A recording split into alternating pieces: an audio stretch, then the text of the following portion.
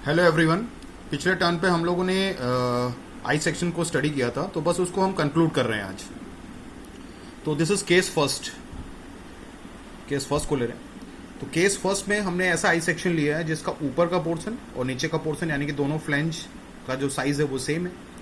तो ये symmetrical axis पड़ेगी, पिछले टर्न में बताया गया था, और ये भी सिमेट्रिकल एक्सिस पड़ेगी।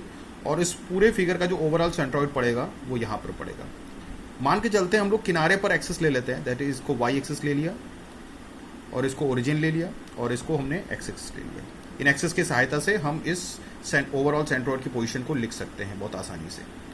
तो इस केस में जो ओवरऑल सेंट्रॉइड की जो ये पोजीशन होगी that is x bar y bar, इसको हम लोग इजीली लिख सकते हैं। X bar will be simply equals to 80/2 that is equal to 40 and y bar will be equals to 100/2 that is equal to 50।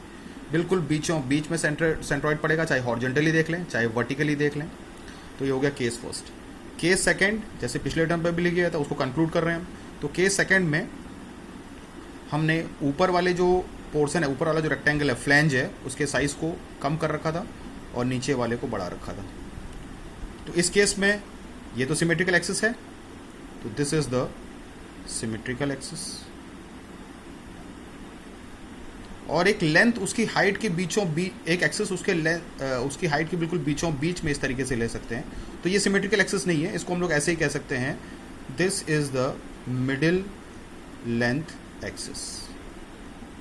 मान के चलते हैं ये जो साइज है, this size is 80 and the height of this, इस पूरे की जो हाइट मान लेते हैं दैट इज इक्वल टू 100।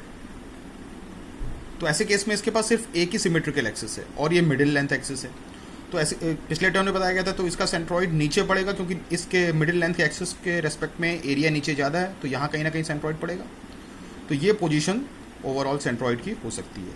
अगर एक्सिस फिर हम किनारे पर ले लेते हैं फॉर द मेजरमेंट के लिए, जैसे वाई एक्सिस है, ये सिर्फ मेजरमेंट के लिए लिया गया, ओरिजिन मान लेते हैं, इसको एक्स एक्सिस मान लेते हैं। तो इसकी जो पोजीशन है वो बहुत इजीली लिखी जा सकती है। एक्स बार ये एक्स बार वाई बार होंगे, तो एक्स बार वाई बार, एक्स बार को सिंपली लिख सकते हैं 80/2 दैट इज इक्वल टू 40। अब ये चूंकि मिडिल लेंथ एक्सिस है तो this length will be equal to 50। अब ये सेंट्रॉइड नीचे पड़ रहा है, तो एक बात तो कंफर्म है कि Y bar will be less than 50 से कम पड़ेगा। और आपको एक चीज और ध्यान रखनी है, इनमें से जो फ्लैंज बिल्कुल एक्सट्रीम लेफ्ट पे पड़ेगा, बिल्कुल बाईं तरफ पड़ेगा, वहीं पर आपको वाई एक्सिस लेना है, यहाँ पर नहीं ले लेना वाई एक्सिस, क्योंकि हम यहाँ पर वाई एक्सिस ड्रॉ करेंगे तो इस फ्लैंज को यहाँ पर कट कर देगा।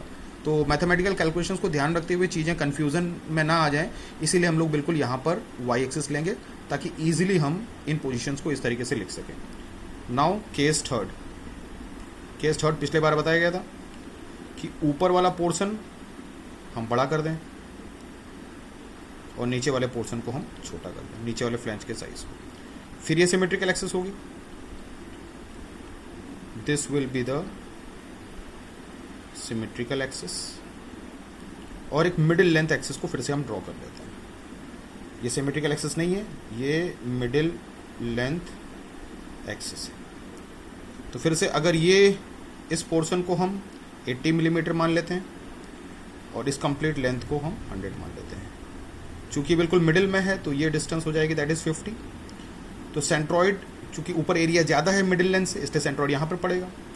एक्सिस फिर हम बिल्कुल एक्सट्रीम किनारे पर लेंगे, जैसे वाई एक्सिस ले लेते हैं यहाँ पर, और यहाँ पर कहीं थोड़ा सा नीचे वाले फ्लैंज से हट के यहाँ पर कहीं ओरिजिन है, और ये हो गया एक्स एक्सिस। तो जो फ्लैंज बिल्कुल लेफ्ट पे पड़ेगा, जिसका पोर्शन बिल्कुल लेफ्ट पड़ेगा, वहीं से टच करते हुए वाई एक्सिस लेनी, यहाँ पर नहीं ले लेनी, क्योंकि अगर हम यहाँ पर वाई एक्सिस लेंगे तो फिर ऊपर वाले फ्लैंज को कट करेगा।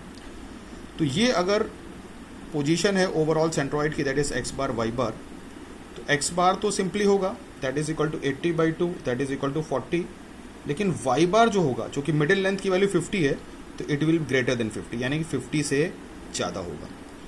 केस फर्स्ट में ये सिमेट्रिकल एक्सिस था और ये भी सिमेट्रिकल एक्सिस है, तो केस फर्स्ट में ये सिमेट्रिकल एक्सिस भी होगा, उसके साथ साथ हम इसको कह सकते हैं कि ये मिडिल लेंथ एक्सिस भी होगा। तो इन्हीं चीज़ों को ध्यान रखते हुए हम आगे कंटिन्यू करेंगे। Thank you.